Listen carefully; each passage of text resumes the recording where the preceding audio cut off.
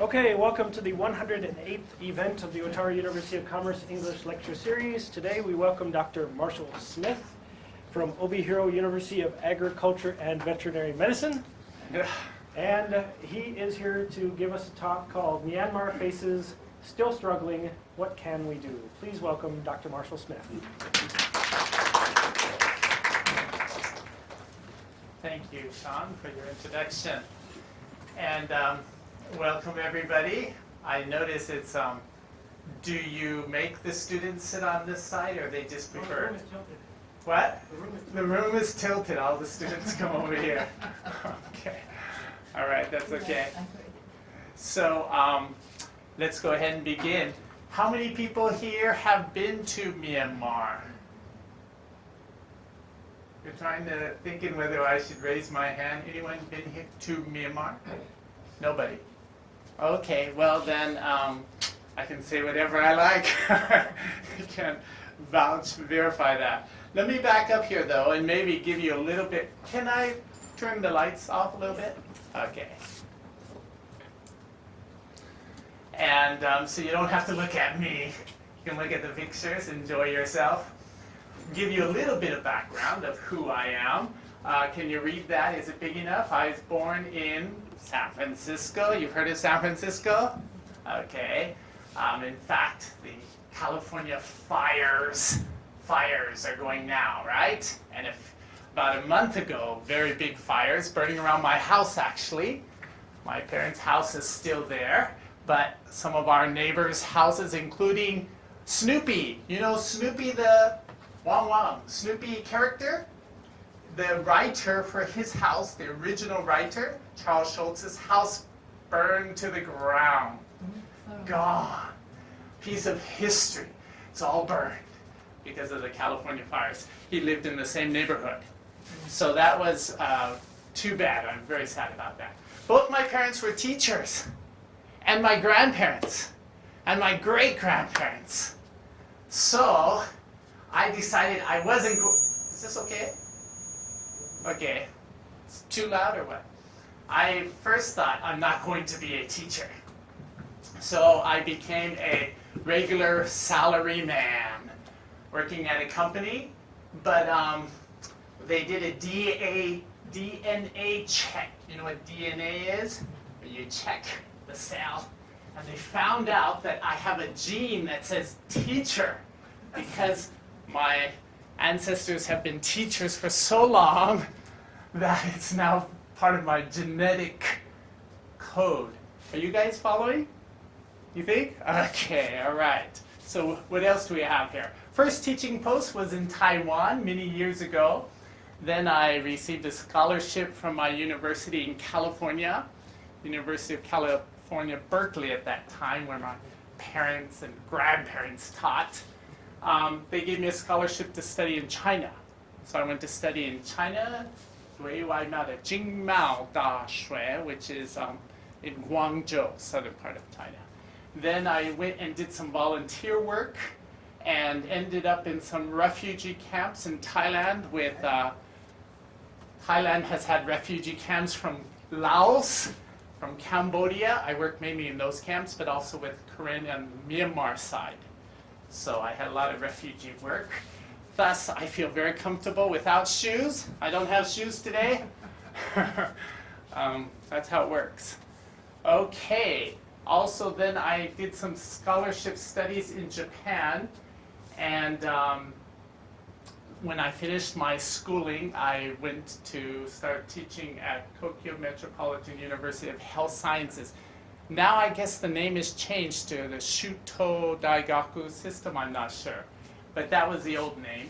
And then at that time, you're allowed to move schools.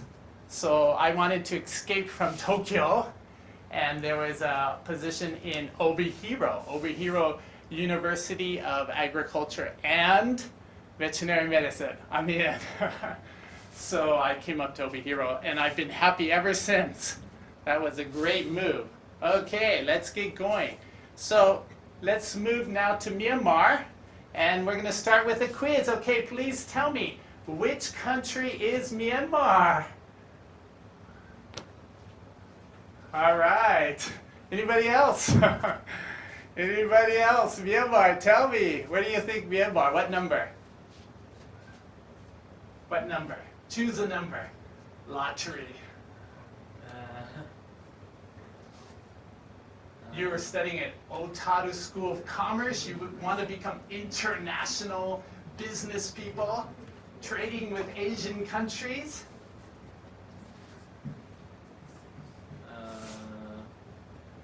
What? What? 6? Okay, did you hear a little voice, or did you know? All right, actually, yes, you're right, the answer is 6. Now I should make you name all the countries, right? Can you name all of these? This is ASEAN. If you are the Otaru Commerce, you probably know most of the names of these countries. Okay, if we have time, we'll come back later and play with that. But here we are in Myanmar, okay? And since nobody here has been to Myanmar, I'll give you a little bit of background. We have the biggest commercial city is Yangon, also called Rangoon, in the south. And then Mandalay is in the north. This is where all of the tourists go. And then they decided they couldn't decide where to put the capital, so they ended up putting the capital in a place where there was nothing. They just built a new capital. Okay, so it has no cultural history or anything. They just built a new city out of nowhere. And so it's very beautiful. Has like highways that are 8 lanes, you know, and no cars. So it's quite a model city they built there in their capital. All right. Well, Myanmar is an interesting country, very colorful country, because it has a lot of different kinds of people and a lot of different languages, etc. You know, you come to Japan and you can go to Hokkaido. Are you from Hokkaido? Yeah. Okay. Have you been to Okinawa? No. Anyone here been to Okinawa? Okay, if you go to Okinawa, can you speak to the people there? In Japanese, yes. Oh, in Japanese? Okay, so northern Hokkaido, Okinawa, everyone speaks Japanese. Everyone basically is Japanese, right? This is kind of unique actually in Asia, because there are many countries, including Myanmar, where not everybody is Japanese. Well, not in Myanmar. Not everybody is the same people group. In fact, it says here 8 main ethnic groups, and they're completely different. Okay, and then among those 8 main groups, you have up to 135 different subgroups. All right? For example, I worked among some people called the Karen. In English, Karen is a name, Karen. But this is actually that minority group, and it's on the border area with Thailand and Myanmar, border area. But even among the Karen, there are couple dozen different subgroups. One of those are the Padong people. We call them the giraffe neck people. You've seen them maybe on TV or something, because they're a little bit unusual for us. They think it's very beautiful, of course, not unusual. We think it's a little bit unusual, but that's because the culture is different. But they're just one group within the Karen larger ethnic group, okay? And they have a different language, okay? So you cannot really communicate. So not all of the 135 subgroups have completely different languages, but often they're quite different, okay? The 8 main ethnic groups, definitely, okay? And then among those, we say dialects, and some can be very different, hard to understand. So to get around can be difficult. Actually, one of the official languages is English, not Japanese, I'm sorry. But if you know English, if you learn English and you go to Myanmar, normally you'll find people who can communicate with you. I'm not going to say the English is the greatest, but they can communicate, okay? Many places. Whereas if you speak one of these ethnic languages, then you might have difficulty in other areas. Okay? All right, well, let's look at Myanmar politics. You've heard about, have you guys followed Myanmar? What's going on in Myanmar? Do you ever see Myanmar on the news? You watch it on the news? Let me ask somebody back here. Have you seen Myanmar on Japanese news recently? No? No, okay. You? No? You watch Japanese news? How about you? No. You haven't seen Myanmar? No. Nobody. Because I see it a lot on the news, okay? And even the last few months, September, October, November, it's been big news almost every day. And the problem is related to politics. Give you a little bit of a background. Do you recognize this lady? I hope so. I hope you guys know who she is. Aung San Suu Kyi, Aung San Suu Kyi, who won a Nobel Prize. And she is now the, depending on who you ask, the puppet leader of Myanmar, okay? Because before she became the president, Myanmar was looked at as a military-run country, okay, the military, okay, now General Min Aung Hlaing, okay, they're running the country. But the rest of the world was saying, oh, Myanmar, as long as you don't have democracy, we don't want to do business with you, okay? So the military finally got a very bright idea. Bing!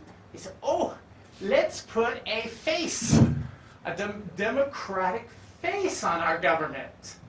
So they got very popular Aung San Suu Kyi. She became president. They said, okay, here you are. She's not really actually president. It's not official title, but she's the symbolic leader of Myanmar, okay? So then all the other countries said, great. She's your new leader. We'll come and do business with you. So the doors opened up and all the money poured in from China mainly, and then from Japan, lots of money, into Myanmar. And the development started rapidly. I could see it with my own eyes right before me, just developing, very intense, very fast development. Okay? But the government hasn't changed. It's the same government, it's just looks like it changed. You see what I mean? But she still has no power. And in fact, they're now having some problems I'm going to explain with the Rohingya. Maybe I should wait till I move there and talk about that. But here are some students. They're protesting against the military government. And so they allowed Aung San Suu Kyi to become elected. Actually, the former picture of the military person, he wanted to be president. He still wants to be president. So he's probably going to run in the next election. But the UN has been telling Myanmar that you must stop ethnic cleansing. As I told you, there are many ethnic groups in Myanmar.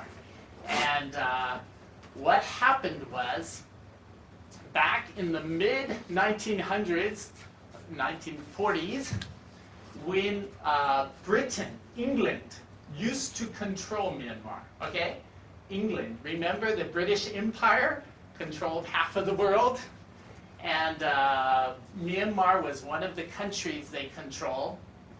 And when they decided, okay, we're going to leave Myanmar, of course, when Britain came and they formed, how do you say, political areas, they didn't really consider the people groups, like Africa. There's maybe one people group and France and England, so we're going to cut the line here. This is England, this is for France. And the people group was cut in the middle, right? And Myanmar, that happened as well. So when Great Britain left Myanmar, these different people groups all thought, oh, we have independence, now we can be free. But one people group which was the biggest, the Burma people, we say Burma, okay? These people tried to take control of the whole country, okay? So the other smaller groups say, hey, wait, we want a voice. We want to keep our own culture. We want to keep our own language. But the Burma said, no, we will control, okay? And the military has been controlling ever since. And some of the minority groups formed resistance groups against the military. And the oldest one is the Karen people, okay? And it's been going for 60 years plus. They've been fighting guerrilla warfare against the central Myanmar government, okay? So now this situation, which just happened right now, 2017, the United Nations told Myanmar on the west side of Myanmar is another people group called the Rohingya. Rohingya, here they are here. None of you have heard anything about the Rohingya people. I'm amazed. Sean, you're the only one? Wow. Okay, you've heard a little bit about it? Okay, these people, Rohingya, actually, I'd call them maybe a subgroup in a on the western border of Myanmar, in the Rakhine state. And these people are, their language, their culture is very similar to next door Bangladesh. Okay, they're Islam, okay?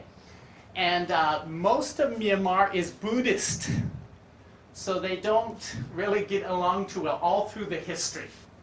But now that the Buddhist military has the upper hand and are stronger, they have not liked and want to get rid of these Islamic religion minority group.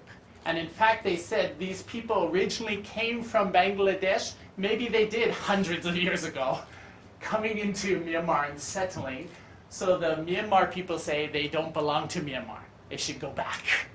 Okay, so they've been trying to move them back forcefully.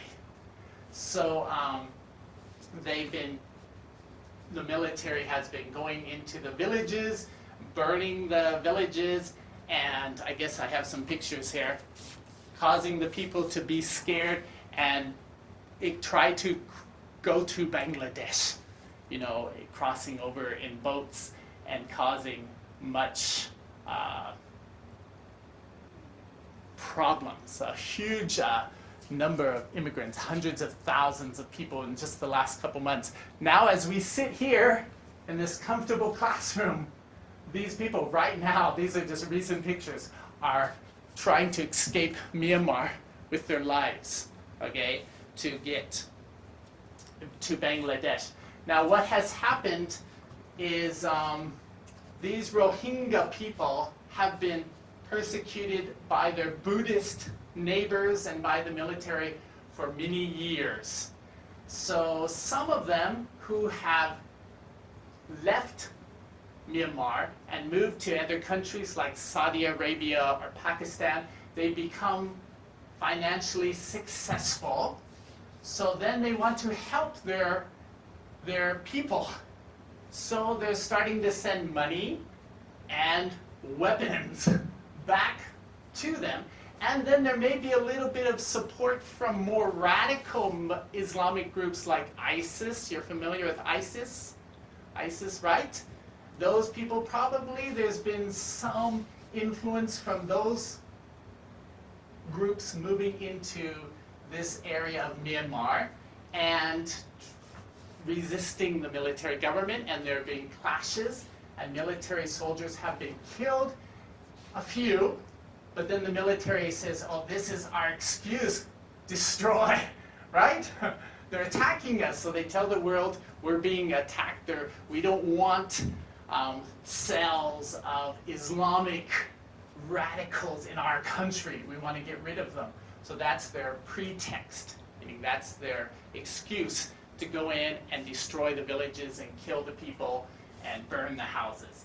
And this group here, actually, the Arakan Rohingya Salvation Army, is a current guerrilla group that is fighting on behalf of Rohingya against the Myanmar military. But it's actually caused a lot of suffering for the Rohingya people because they're not very strong yet. But the Myanmar military is very strong, and they're moving quickly to try to destroy any radical elements as fast as possible. So it's turned into a bad situation. Mike, what do you do? Okay, how do you solve this type of situation? You see these people, you know, you look on CNN or you look on the New York Times and you see these pictures of people like this suffering like this. And you see, these are the Rohingya. These are the pictures I just took off from the New York Times. And so the world is beginning to attack Myanmar and say, you cannot do this. This is ethnic cleansing. And they've actually been targeting Aung San Suu Kyi, who is the puppet leader of Myanmar, saying, no, you should, stop this. But me, personally, I think she can't do anything. Her hands are tied. She has no control of the military. So they're targeting her, but what can she do, right? So this has caused a lot of grief and a lot of suffering. But these are pictures that just from within the last month we're taking of the people trying to get out of Myanmar. Actually, though, I only had one project. I've been going to Myanmar and doing some development-related projects there. And just last year, we started a project, education-related, among the Rohingya people last year. So this year in spring, when I went back, I was going to go to the project. But because of this situation, the military said, no, you cannot go to this area of Myanmar. So I was stopped. But another problem in Myanmar besides this political situation is the financial problem. Myanmar is very poor and very poor. So what has happened is the military, which has become very rich because they control all the resources, and now they're selling them all to the Chinese and to other foreign investors. This has caused the economy to, well, what would you say? The land prices to go up, food prices to go up, but the local people, they don't benefit. Only the foreign investors and a few rich military people or other people connected to the military, they're benefiting from this economic boom. Okay, I would say within 5 years ago, when I went to the biggest city in Myanmar, Yangon, okay, beautiful city, lots of trees, no high buildings, it was just hardly any cars on the street, very quiet, very beautiful city. Then last year when I went there, the same city, I was shocked. Skyscrapers going up everywhere so quickly. And the roads were jammed with cars, many vehicles, probably 99% from Japan, okay? And so the economy has been booming, but the local people are not benefiting. They're getting poorer and poorer because now they can't buy land, they cannot build a home. They're being forced out of the city because in the city before it was cheap to live, now it's become too expensive. So the local people have to move farther and farther from the city, but to get to their job, they have to commute further and further. You understand? I remember 5 years ago, I used this beautiful old antique traditional hotel, beautiful lakeside hotel. I thought it was so nice. I paid like, I think, $40 for it, okay, per night.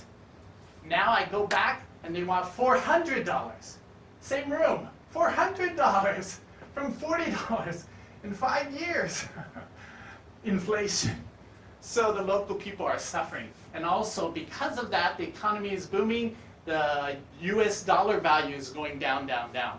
So projects that are supported from outside Myanmar, development projects, you know, from NGOs and other organizations, the value that they contribute to Myanmar goes down, down, down. So we have to give more and more and more to keep the same level.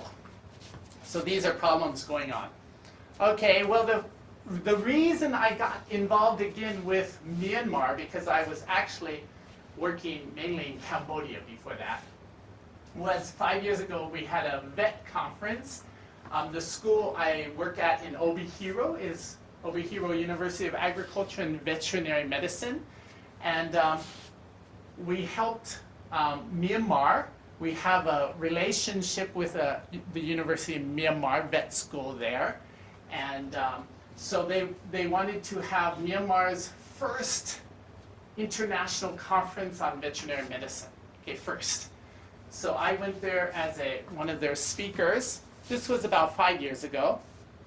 And then after I stayed at the conference, because my background is international health, okay, international health, public health. It's my training in the university. So I wanted to go around and see some projects. So we went around and we looked at some projects, and one we started helping them with was a stop smoking program.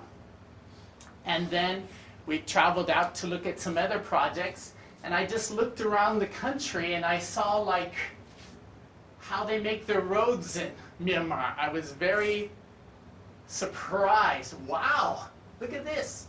These ladies here, to build the road here, they come with the rocks. They have a bamboo pole on their shoulder. They have 2 buckets. They fill rocks into the buckets. The ladies, the women, were carrying it.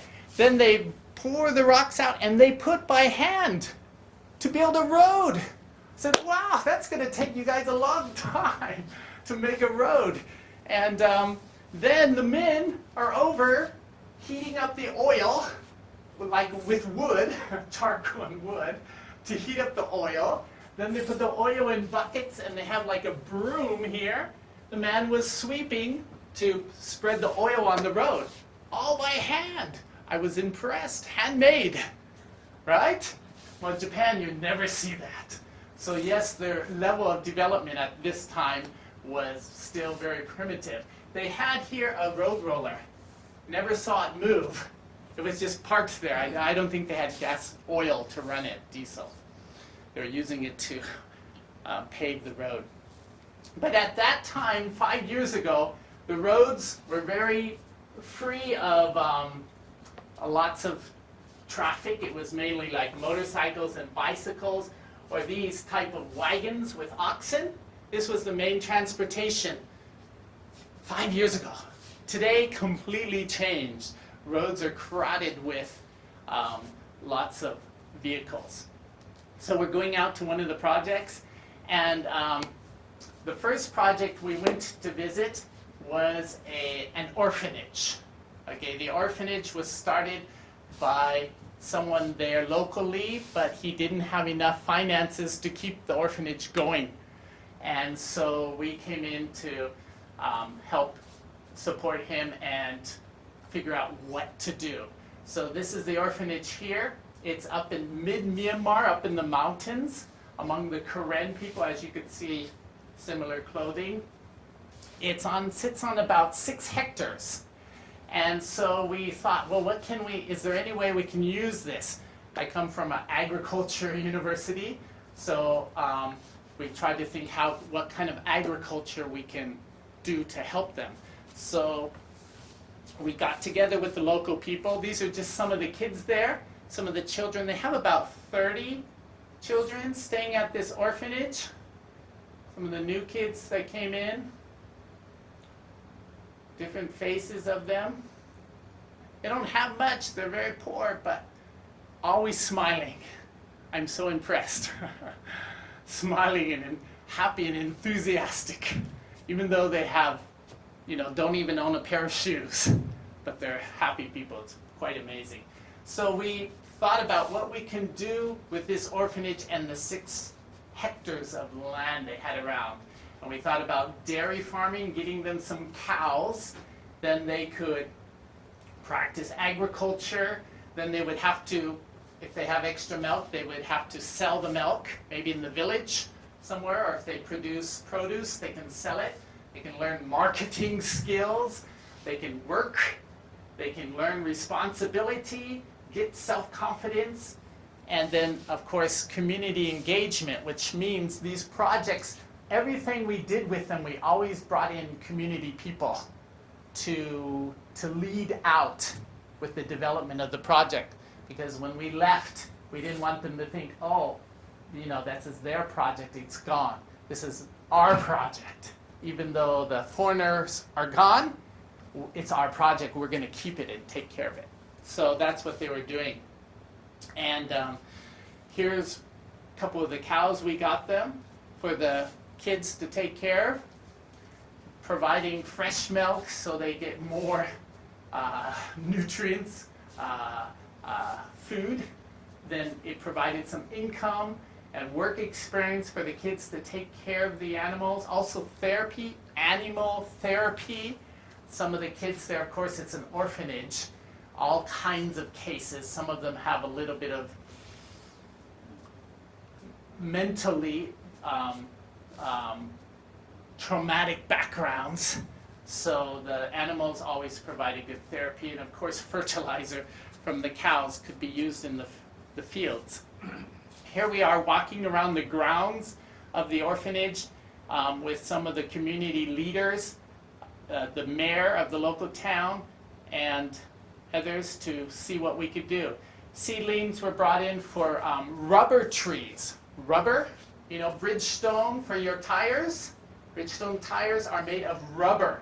Gomu, rubber, okay? So these come from, at least natural rubber, comes from trees.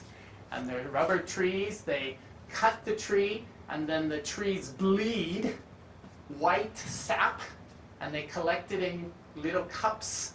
They pour it into pans, and then it dries, and then you can just pull it up like a sheet, and that's the rubber, just pure rubber. And they sell that for income.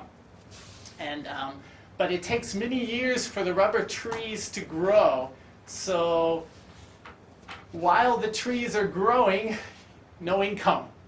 So between the trees we planted pineapples and dragon fruits. You're familiar with dragon fruits? I might have a picture. These are dragon fruit trees, and they could harvest these much quicker and sell them for income.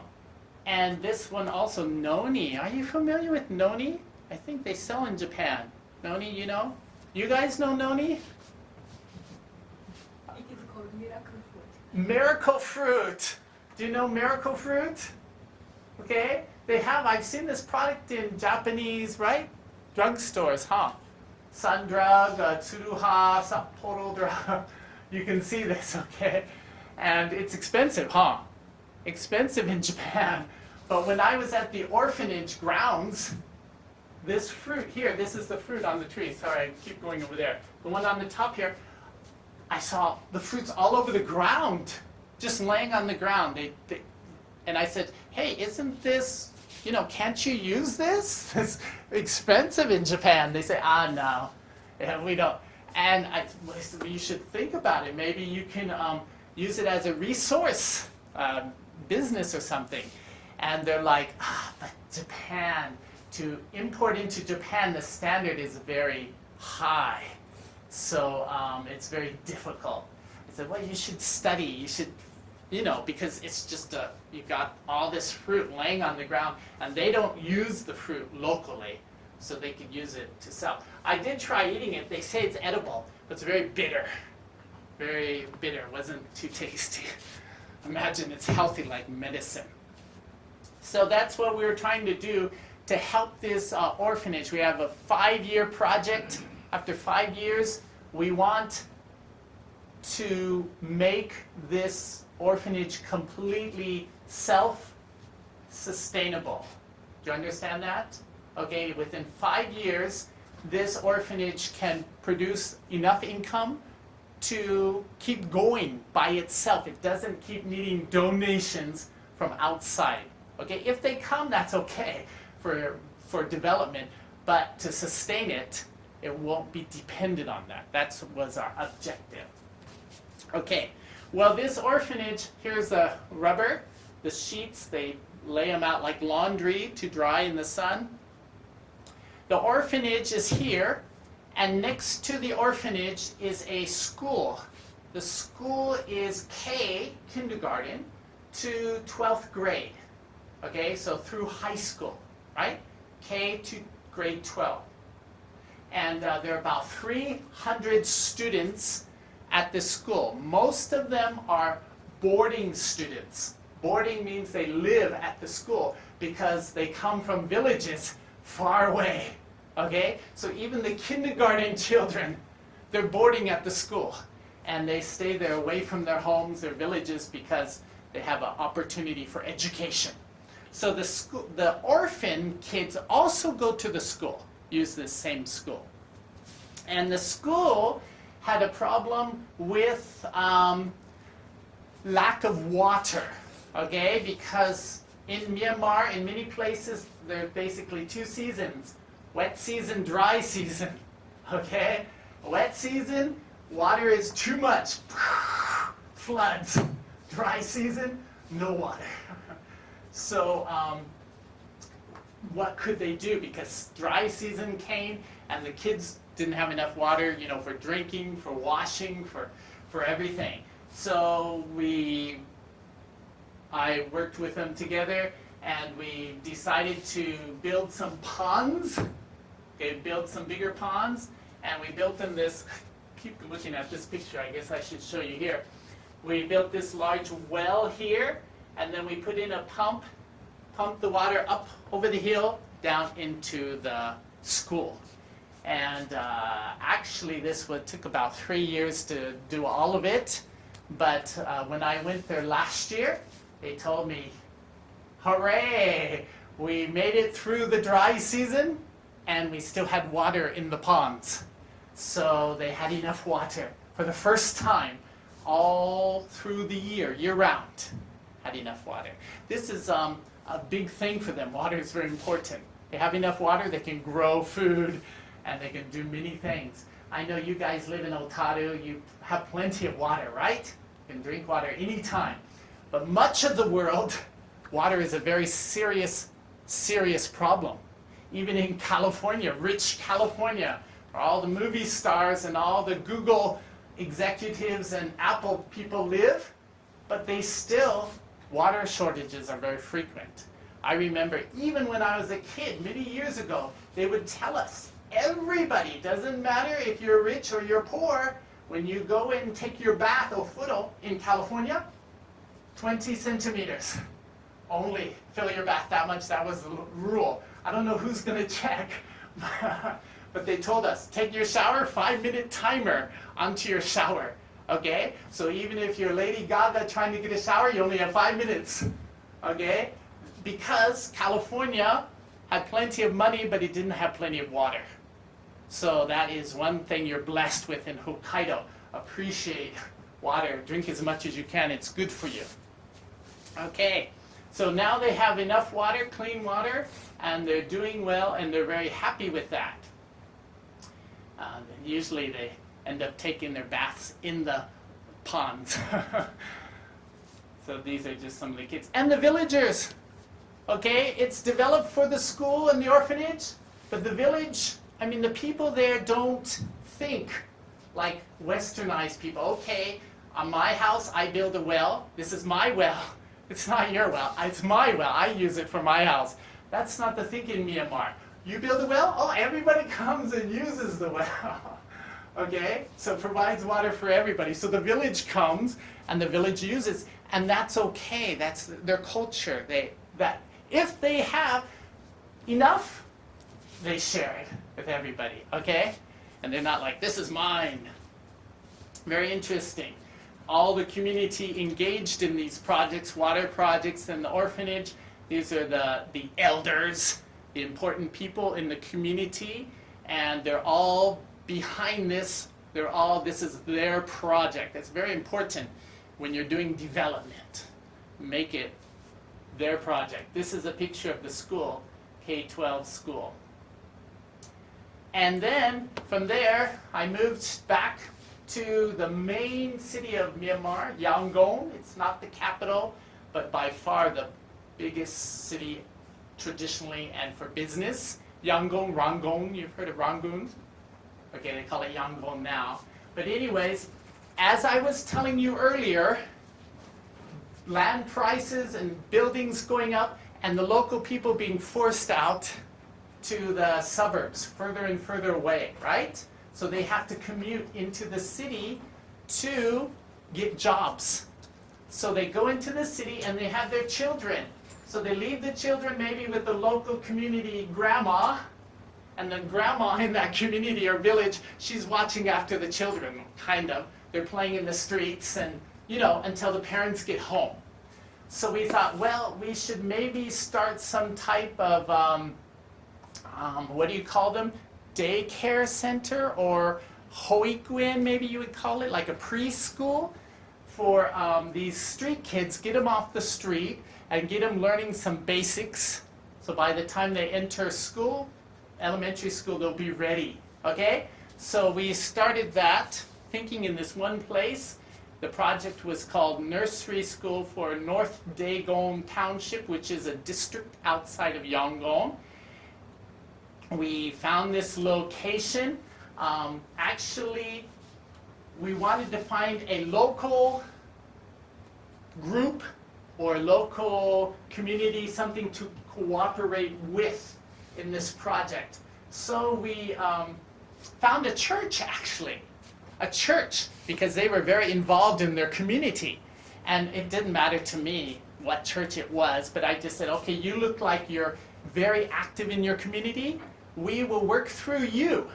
So we actually built a larger building here, this one here. Built this, we got them some playground equipment and called it the Hope Kindergarten. And then I went back after the first year. Here are the students. And we had a graduation, our first graduation, the 4th, 5th, 6th grade. 4th is our grade.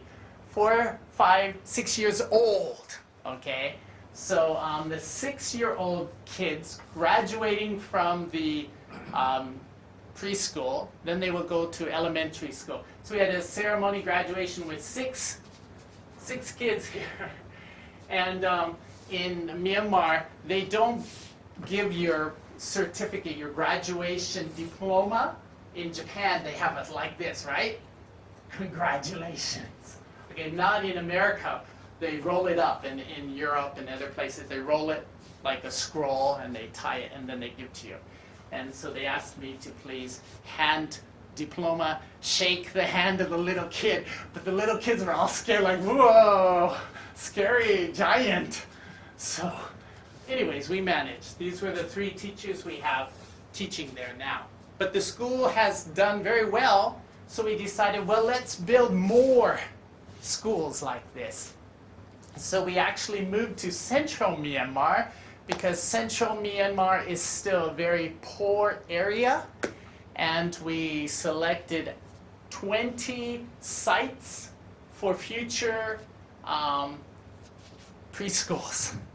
And as of now, we have 5 new preschools in these areas as well, using the model we developed for Yangon, just copying that model, okay? So that's what we did there. Now, I will move to a different part of Myanmar. This is, probably most of you don't recognize this man, General Bonilla. He was in the news, CNN or New York Times, many years ago. Okay, I'm an old man, so I remember. Okay, you could open up Newsweek magazine and you would see him. He was the leader of the Karen Guerrilla group. The Karen people minority group that was fighting against the central Myanmar military because they wanted to protect their area, their culture, their language. The Myanmar military wanted to take because the Karen live in an area with lots of resources, wood, minerals, and everything, and the military wants that. They want to control it. And the Karen people say, no, this is our land. We've lived here for thousands of years. Okay, they have. Probably they say BC, around BC 800. The Karen people probably came down from Mongolia or somewhere, BC. Okay, so like 3,000 years ago down into Myanmar area. Completely different from the Burma people, Karen people. Language is different, culture is different. But anyways, to protect their area, they had to form a defense military, guerrilla group. And this guerrilla group has been going since after the British left. His organization is the oldest guerrilla group in Myanmar that has been fighting continually against the Myanmar government.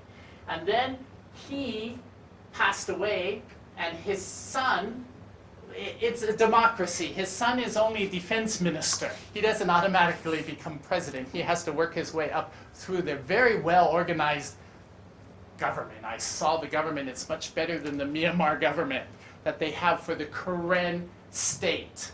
Okay? But anyways, I went to this area, and I wanted to visit there. Why did I want to visit there? Well, okay, I'll tell you a story. Anybody who's sleeping, I'll come over here and tap you and wake you up. When I was, okay, I grew up in California, okay? And my parents were teachers, and we lived in a college community. There was a college in my community, and so we always had students around, and my parents actually took in quite a few international students. Often they're international students that were having a hard time to pay their education bill and stuff, and they, oh, come stay, live with us, and they were, paying for their tuition and stuff. And one day, a boy, I remember, came to our home. He was from Thailand, and my parents took him in to live in our home. Okay, his name was John Tip. So John Tip came to live in our home. I was already in Asia, living and working and etc. But one day I decided, okay, I'm going to go to Bangkok, to Thailand. And my mother, who is very, very friendly person, my mother, hello to anybody. There's no stranger on this earth. She said to me, Marshall, John Tip, he's from Thailand. When you go there, go visit his family. Like, oh, am I welcome? But anyways, they're always welcoming. They thought everybody was like that. But no, I told you, Asia's different. But anyways, I said, okay, Mom, I'll find John Tip's family. So I went. They said, when you arrive at the airport, somebody will come pick you up, okay? So I got to the airport in Bangkok, and I came out of the airport, and I'm looking around. There are a lot of people at first, but then people start going off, and I'm still waiting. And there are only 4 people left waiting on the outside. They were 4 big men, strong men. And I'm like, you want me? And their communication wasn't too good. Okay, they couldn't speak English very well. Yes, it must be me. I'm the last one. They're the last ones. So I said, come with us, hand body language. Okay, so I came with them.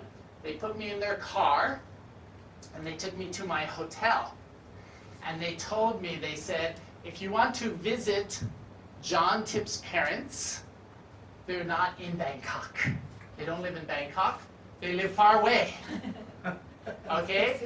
So I'm like, oh, okay. And they said, do you want to go visit them? And I was young, like you, and foolish. You're not foolish, but I was at that time. So I said, okay, I'll go visit them. I was all dressed up in my nice clothes to see them, right? Because I'd come to Bangkok. They said, okay, well, tonight, I canceled my hotel. I'm going to put you on a bus, a night bus, okay? Like you're going to go from Tokyo to Kanazawa, you take a night bus. So I went to the bus station, they put me on the bus. They didn't give me any contact information. They said, just when you arrive there, somebody will come get you. I said, okay. So I got on the bus, slept on the bus. The next morning, we arrived at somewhere in northern Thailand, very far away. And I got off the bus, and I waited at this local terminal and looking around, and this pickup truck kept going around. So maybe, and then finally they stopped, and the guy rolled down the window, and he kind of goes like this, like, I guess they determined I'm the one they need to pick up. Told me, get in the truck, so I got in the truck, and we just started driving. Couldn't really communicate. We started driving for several hours. Then we came to this house. We went into this house, a rather large compound, and in the house they said, please, it had become evening the next day. So they said, please stay here, okay? Somebody will come get you from here. So I stayed at the house. I went to bed in the room upstairs, and I remember it seemed like the middle of the night. I was sleeping. I heard all these noises, and then I saw lights, like headlights. Some vehicle had pulled into the compound, like the middle of the night. And they said, oh, your ride is here. So I try to get up, grab my things, and I go outside, and there's this large truck. It looks like a military truck. The back of it had like supplies, probably is covered with some tarp. There are lots of people hanging on to that. And then in the cab, there were like 4 people already. Okay, you go in too, maybe 5 of us, very cozy. And they said, just take this truck. So I rode in that truck, and we started off. The sun came up, it got light, we're still going. We pulled off this main road to a dirt road. We're driving, going along. This is the 3rd day. I'm still wearing the same clothes, and they weren't smelling too good. But anyways, so we started going up this way, and then the rain came. And the roads in Myanmar, or Thailand, which country, well, at that point I was probably in Myanmar. But anyways, they got muddy and very slippery. And the truck got stuck. Okay, and they tried pushing, no, wouldn't work. So they said, I'm sorry, from here you have to walk. Pouring rain, and they said, please follow this guy. And I don't know where he came from, but they brought a little man. I remember him very well. He had no clothes except one piece of loincloth. We say a cloth here only. No shoes, nothing else. His hair was kind of ratty. But he, in the back of his loincloth, tied in the back, he had a big knife, like a machete for cutting. And so they said, follow him, he's your guide. Okay, so I started following him up the river. We were right next to a river, and got stuck there. So just walking in the river, I have shoes on, of course. By then I forget it, the water, just walking along. And then we started climbing up some vines up a bank, going over the hill. I remember coming into a village. Of course, there's no electricity or anything. These are bamboo houses just in the middle of who knows where. And we were walking, probably walked for a few hours, and we came to a large river. And next to the river was maybe like a little dock, like a station, like a bus station for the boats coming along the river. And I came there, and I met my first foreigner. He was a Western person, white person, and he looked at me and I looked at him, because probably neither of us had seen another foreigner for several days. And he said, what newspaper are you from? And I said, I'm not from any paper. He said, what? What are you doing here? He had come from the Asian Review, which was a Hong Kong-based paper, and he was reporting about the war, the fight going on between the Karen and the Myanmar government. And at that point, you could actually hear, like, in the distance, kind of sounds. So he kind of thought, huh? What are you doing? I said, I came to visit my friend's parents. And he's kind of looking at me like a little bit weird. But I waited there. A boat came up, a little canoe-like boat with a motor on the back, up the river. Get in this boat. I got in the boat, and it started going up the river. A couple hours. I'm not exaggerating. I didn't know where I was. Okay? So then finally the boat pulled into the bank, and I climbed up the bank, and I came into a village. It looked like a setting for Rambo or something. It had all these bamboo houses around, and I'm not making the story exciting. For the absolute truth, that building over there was on fire, it was burning, okay? Like you're walking into a Universal Studios set, okay? And I asked about that, and they said, oh yeah, the Myanmar military are using jets. So the jets fly in, and they had strafed that building, and it had blown up and was burning. Just from that morning, okay, that building had been hit by a jet, Myanmar military jet. Okay, but this was a guerrilla camp. So I came into the camp, I found out later, came into the camp, went in, and was waiting in a building for just a short time. Then I heard these vehicles coming, kind of peeked out over the edge of the bamboo rail, and these jeeps started coming in, full of soldiers with large weapons, jumping out the back of the vehicle, coming into the house. So, oh, okay. So I just kind of sitting there, and they come in, and there's a translator. Luckily, finally had somebody I could speak to. And he said, he came in, and then there was a big man. And that big man was, surprise, surprise, this guy. He walked in. He sat down, and he said, thank you. Thank you. I said, thank you for what? He said, he was using translator. He said, thank you for taking care of my son. I said, oh, really? He says, yes, that is, John Tip is my son.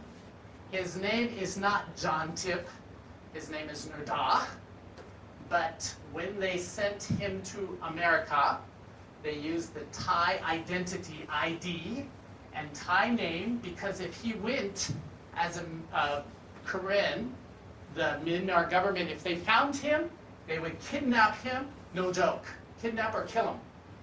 So, because he's the son of General Bonilla, so he was undercover, living as a harmless Thai student in my parents' house for about 6 years. In fact, he still calls every Christmas. When he calls my mother, he says, Mom, like that. So anyways, yeah, so that was him. And I was like, oh, okay, wait till Mom hears about this. So anyways, actually my parents said, oh, wow, we got to go help them.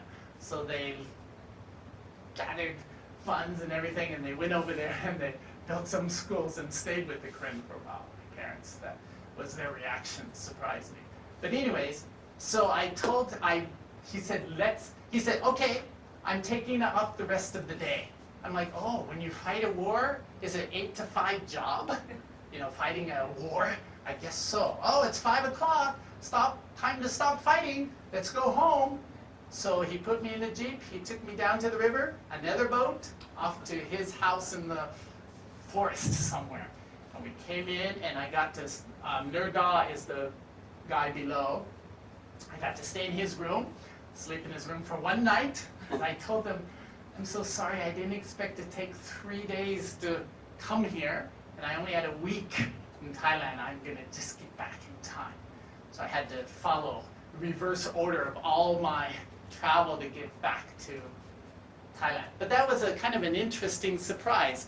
So after that, I wanted to go to where he lives now. He actually, this is the camp where the son, John Tip, he's now the Minister of Defense for the Korean National Union. And I wanted to travel to his camp. Again, no information. I just had to go to a certain place, wait for a certain person. They came, they got me, and they would take me to this point, and then from this point, somebody else took me to this point.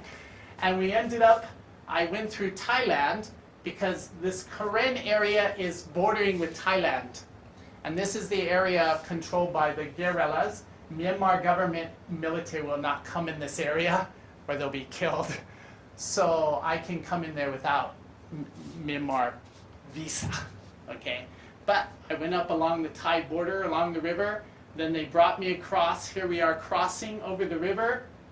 And then we traveled through some villages. And finally, here we are coming into the camp. He let me take pictures, no problem. I was taking pictures everywhere. And we came down, and then I met him. Here he is, reunion. Here is his father, General Bomilla's Ohaka tomb. He died in the year 2000. But here is Nurda, not John Tip, Nurda. We were happy to see each other after so many years.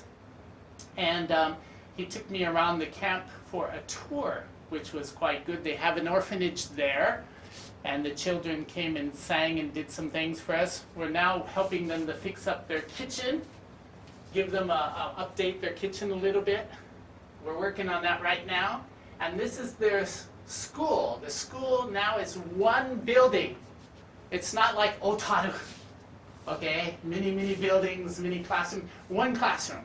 Okay, the school is from grade 1 to grade 8, okay?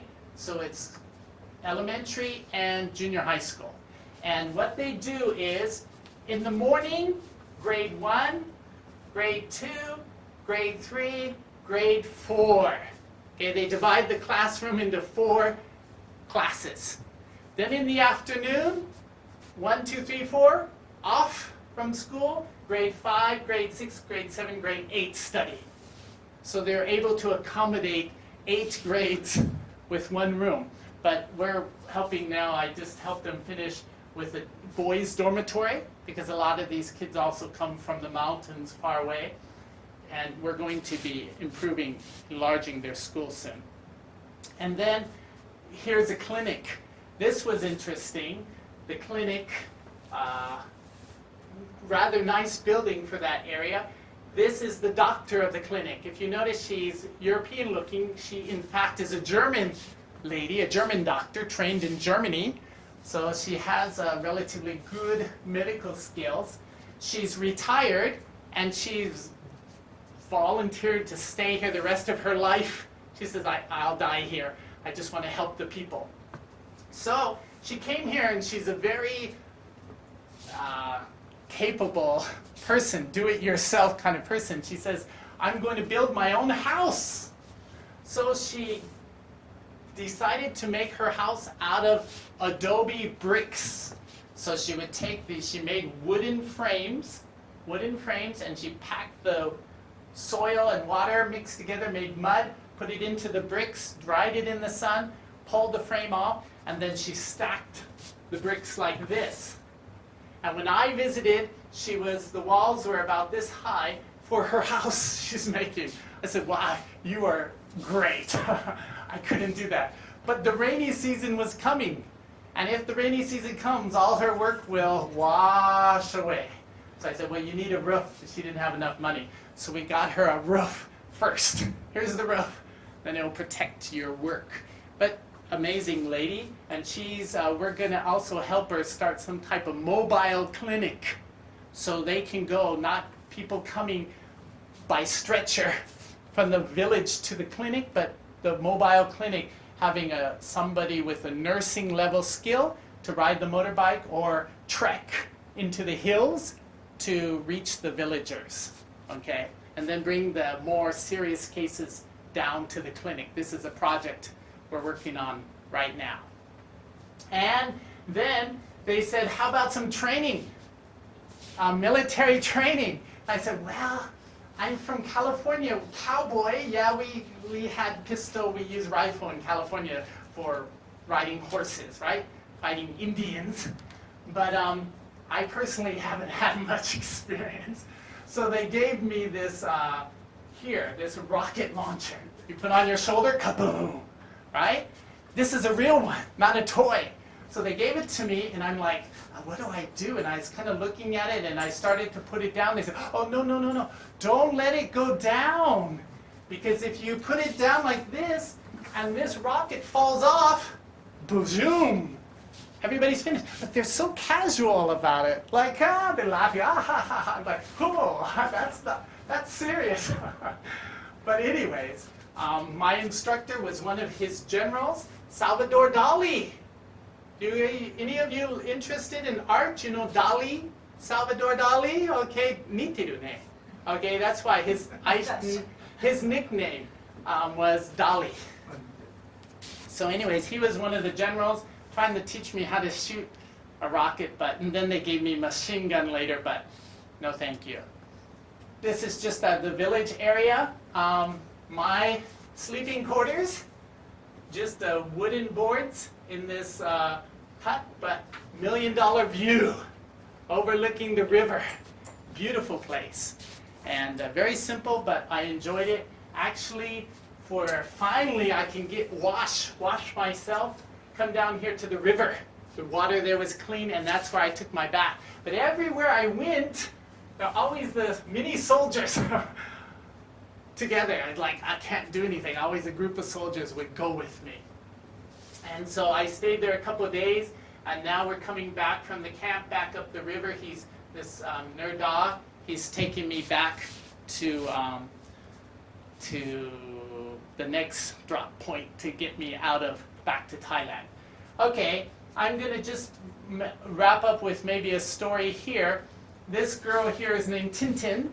She is still an orphan, right? No mother, no father, staying in our orphanage that I told you about the project. And like I told you, there are children from many kinds of children from many different situations.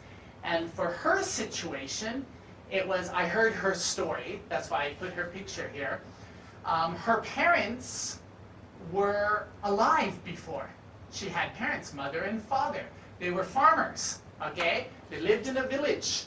The father actually had a motorbike, so they had some economic success to have a motorbike. And so one day, the father was taking the mother to the market with baskets of vegetables on the back to sell the vegetables. And on the way to the market, Tochude, here came a military truck, boom, and hit them, the motorcycle, okay? So when the military truck hit the motorcycle, the mother was killed, okay? The mother was killed. The father was alive, but the military said, it's your fault. And the military in Myanmar is king, right? Because the military rules the country. So it doesn't matter if you're right or wrong, doesn't matter. If I'm military, I'm right, every time, okay? So they told the father, you are guilty, and they threw the father in prison. Who knows for how long. So here she is, no mother, no father, so she was sent to our orphanage to study. So that type of injustice kind of makes you angry, but that's what most of the world experiences. That's the end of this presentation. And then I have for you here your final quiz. You see here 3 pots. Pots? Are they pots? What do you think these are, and what are they for?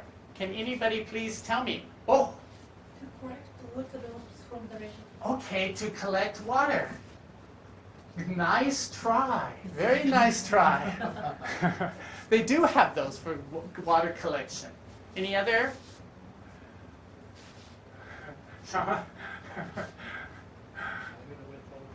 Okay. Okay. Anybody want to try?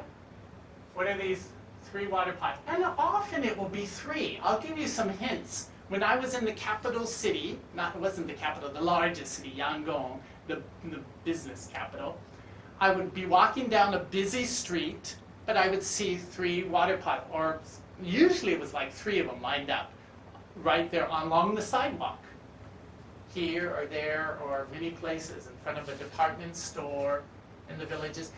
I've been to many Asian countries, and I don't think India or Southeast Asia, I haven't really seen them.